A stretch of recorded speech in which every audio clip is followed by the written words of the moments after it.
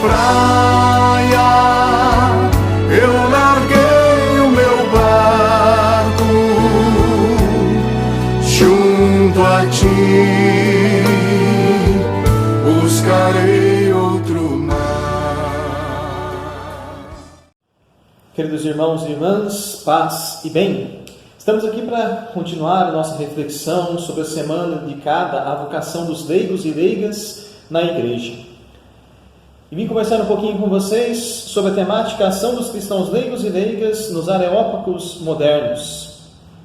Ponto 6 do capítulo 3 do documento 105 da CNBB, Sal da Terra e Luz do Mundo, a vocação dos leigos.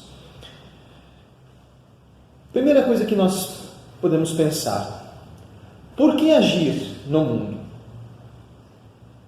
Nós cremos na encarnação de nosso Senhor Jesus Cristo. Deus se fez carne e habitou entre nós. Como diz o Evangelho de São João, o Verbo se fez carne e habitou entre nós.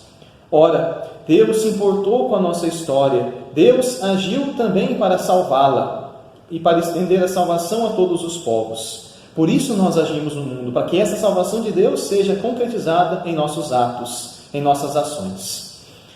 João Paulo II fala de areópagos modernos. Se nós tomarmos o texto de Atos, capítulo 17, veremos que areópago tem a ver com o lugar onde na Grécia se discutia as questões da cidade, se faziam reflexões acerca de várias temáticas. Então, pensando nesses modernos areópagos, quais são esses campos de reflexão para que se possa chegar a uma boa atuação de nós como cristãos na sociedade? Fala-se de desafios prioritários, novos campos de atuação, e atuar não com a mentalidade de conquistar, mas simplesmente de expor, de estar atento, expor a nossa fé e estar atento às realidades e pessoas que não têm Jesus como referência. E aí nós temos várias possibilidades, campos de atuação. Por exemplo, a família que vem sendo tão bombardeada com contravalores, o aborto e várias outras coisas, né? A dimensão da pobreza, que também afeta a família, a dimensão do trabalho e várias outras coisas que o divórcio atrapalham o ambiente familiar. A família é chamada a viver o amor, é comunidade de amor. Então os leigos são chamados a assumir o cuidado da família e a transmissão da fé, para superar, os individualismos, os contravalores que impedem uma boa vivência familiar. Também a política, um campo tão espinhoso hoje em dia. Se tem a compreensão de que política é coisa suja, mas a igreja não ensina isso. É claro que nós também não vamos usar o Evangelho para fortalecer as nossas opiniões políticas, mas ao contrário, nos campos de atuação política, nas várias instâncias, nós, como leigos e leigas, fazemos a presença e ali vivenciamos, ali damos testemunho do Evangelho, a fim de que a sociedade, possa cada vez mais ser semeada nela sementes do Evangelho, sementes da vida cristã, sobretudo com o nosso testemunho. A caridade é um princípio de micro e macro relações. E a religião, ela não se resume no âmbito privado, não é só o meu Deus, não, ela tem implicações na sociedade. Por isso, a Eucaristia é vista, como propõe Bento XVI, com o seu caráter social. A Eucaristia é a comunhão com Deus. Ora, a comunhão com Deus, que nós conversamos no início, veio na nossa história e a salvou. Então nós, com a força da Eucaristia, somos chamados também a vivenciar na sociedade essa comunhão com Deus, e que se transforma no amor a Ele e no amor aos irmãos. Preceito duplo do Evangelho: amar a Deus e ao próximo como a si mesmo.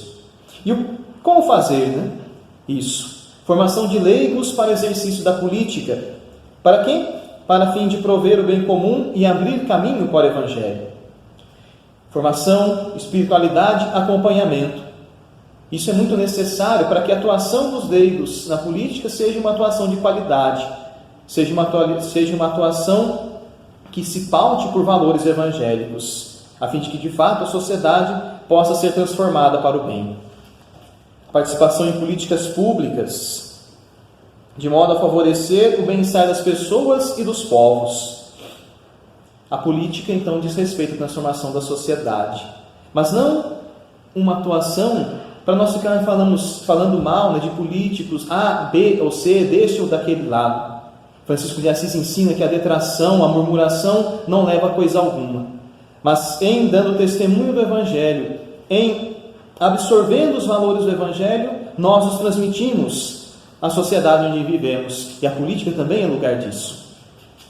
O trabalho, servir como serviço à sociedade, organizando-as segundo os valores evangélicos, a fim de que os trabalhadores também sejam chamados, reconheçam o seu chamado a tornarem-se discípulos e missionários em sua atuação, em sua ação profissional. Ou seja, levar o Evangelho onde estiver, dando testemunho dele. E aí se incentiva-se a participação na articulação de avanços das políticas públicas em prol do bem comum, solidariedade na conquista e defesa dos direitos. Hoje, na sociedade, em que vários direitos vêm sendo tirados, nós somos chamados a nos posicionar contra tudo aquilo que fere a vida. E lembrando os profetas, viver o direito e a justiça. Pois a cultura e a educação, espaços de diálogo de crentes e não crentes, mas não como imposição de verdade, mas como uma tentativa comum de se chegar a ela. Também é a oportunidade de manifestar, como leigos e leigas nesses campos de educação, de cultura, os valores do reino. Sobretudo, em nossos tempos, nos meios de comunicação. Também apontar nos campos da arte e da cultura para o sentido da vida, de sua transcendência, os valores maiores, e de forma que a cultura e a educação ajudem no desenvolvimento integral do ser humano. Na comunicação, desenvolver a comunicação interpessoal e evangelizar por meio dos recursos de mídia que nós temos. No tempo de pandemia, vemos como isso é tão importante para que o Evangelho também chegue a nós, chegue às nossas famílias, chegue aos lugares onde não é conhecido. E faça o quê? Nessa comunicação, o anúncio do Cristo, a busca da colaboração do bem comum, a colaboração com o bem comum, com a comunidade, a superação de problemas sociais, éticos e religiosos. E para isso também se incentiva a PASCOM, as pastorais de comunicação das nossas comunidades, de modo que as coisas boas sejam comunicadas. Coisas boas, e como diz o Evangelho, para que vendo as vossas boas obras, deem glória ao Pai Celeste. Casa comum, necessidade de ações inspiradas numa ecologia integral, e aqui nós temos a figura de São Francisco de Assis. Uma figura que ama as criaturas porque foram criadas por Deus, são dom do Criador. E se é o Pai de todos, todos somos irmãos. Então caminhamos para uma fraternidade universal. E fora outros campos de atuação, como a pesquisa científica, o empenho pela paz, desenvolvimento e libertação dos povos, promoção da criança e da mulher, migrantes, refugiados, etc. O que fica para nós? Nós, como leigos, como estamos batizados, somos chamados a viver a nossa vocação no lugar em que estamos inseridos, na sociedade, de forma que nós colaboremos com o nosso sim a Deus e o serviço aos irmãos na transformação dessa sociedade conforme os valores evangélicos. Que nós nos sintamos inspirados por Deus, por seu Espírito, a transformarmos a nossa comunhão com Deus em serviço a Ele, à Igreja e à humanidade. E em trabalhando no mundo, nós temos testemunho desse nosso Senhor que cativou o nosso coração. E colaboremos cada vez mais para uma sociedade que lute, que batalhe pela promoção da vida. Assim seja. Lá na praia